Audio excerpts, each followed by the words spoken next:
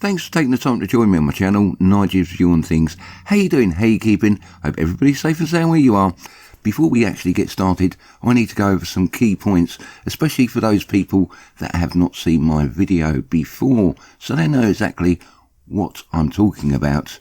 On the 17th of May, I made a video. The sun was eclipsed, the sky went dark, but nobody noticed.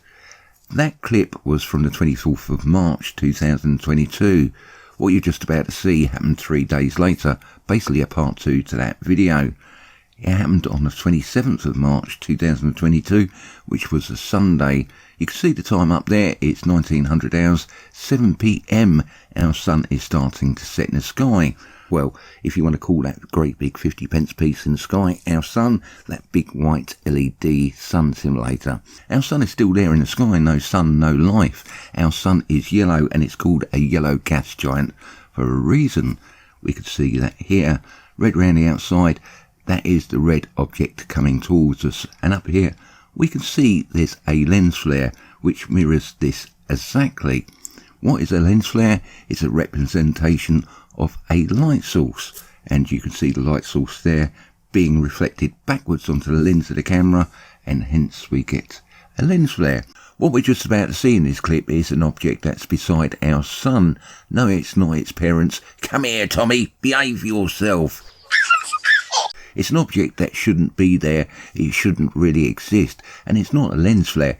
As we know, lens flares act in a certain way. Light source does a left, lens flare will go right. Light source does a right, lens flares will do a left. If the light source goes down, the lens flare will go up. If you're moving the camera around, the lens flare will go in the opposite direction to the light source, and it shouldn't be static on the screen. I think you get the general idea. Just a couple of bits to point out before we get on with the video, and if we look up here on the right hand side, we can see a plane flying through the sky.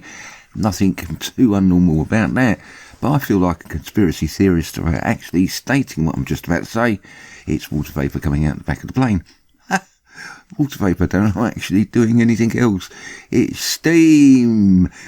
Down here on the bottom you can see it's silvery grey, green, and the colour green is very, very important, which you'll get to see in a minute. You can see the silver in the background there because they're trying to hide things. They've already done a number on the sky. Anyway, enough of my waffling. Let's get on with the video. What we're looking at is footage from one of the security cameras I use at work, and as we can see when I zoom in, things start to get a little bit busy. There are a number of objects in the sky. 2 of those just happen to be lens flares, not really too sure what's going on here. And there are 2 objects actually in the sky.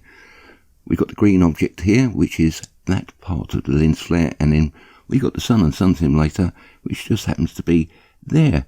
And it's red around the outside, and it's red around the outside. We're looking at lens flares being projected backwards onto the lens of the camera, and they're reversed. And hence what we're looking at here. Is this a planet? I really don't think it is a planet. It's green and it sets with our sun and sun simulator. I reckon this is a lens.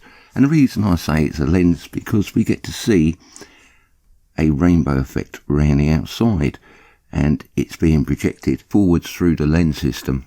This is why we get upside down rainbows, sideways rainbows, because you're looking at the edge of a lens system in the sky, and hence why you get those strange rainbow effects.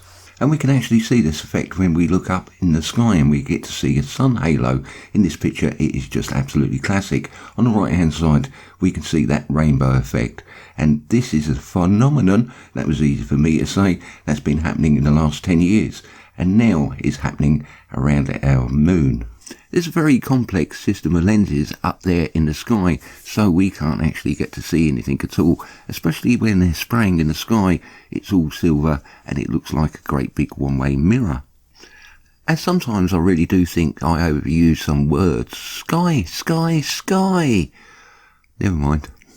But you can see that rainbow effect. Without the aid of a digital camera, we really wouldn't get to see anything at all.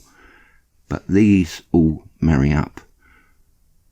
Green object, sun, sun simulator, red object, and you can see it in the lens flares.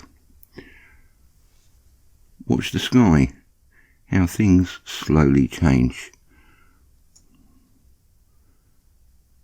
What I'm going to do is slow it down now because things actually do change and it gets a little bit strange. Watch what goes on. I have no control over the colours. This is exactly what the camera picked up. If you look in the middle of that and look in the middle of that, it just mirrors each other. What I'm going to do is put a filter on this, and the filter I'm going to use is Equalize. And you're going to see exactly the same thing happen here and here. What we're looking at, or what I think we're looking at, is the COB LEDs coming through on the sun simulator, and the camera is just that sensitive enough that it picks it up. Something that we wouldn't actually be able to see with our naked eye. And don't walk about in public with your eyes naked. You'll get in trouble. This green object is going to set behind the trees, because if it was a lens flare, it would set in front of the trees, and as we know, it doesn't move when we actually move the camera around. And if you look, the colour of the sky is starting to change, and that is setting down behind the trees, not in front of the trees. So in conclusion, are we looking at a planet or are we looking at a lens system? I believe that we're looking at a lens system, and the planet is further back, and we can see the green of that planet being projected through that lens. Not only could we see the green object beside the sun and the sun simulator, but the sky itself was green. It all tends to marry up. Is it a lens flare? No, it's not a lens flare, because we actually saw that object in the lens flares itself, so we know it is there. But what I can tell you is something that we shouldn't be seeing on camera. It shouldn't really exist. Anyway, thank you very much for taking the time to watch my video. Really appreciate it. I'd like to say thank you to each and every one of you, and hopefully I'll make another video very shortly. Much love, much peace, and I'll catch you next time. Take care. It's just a faulty camera. It's broken.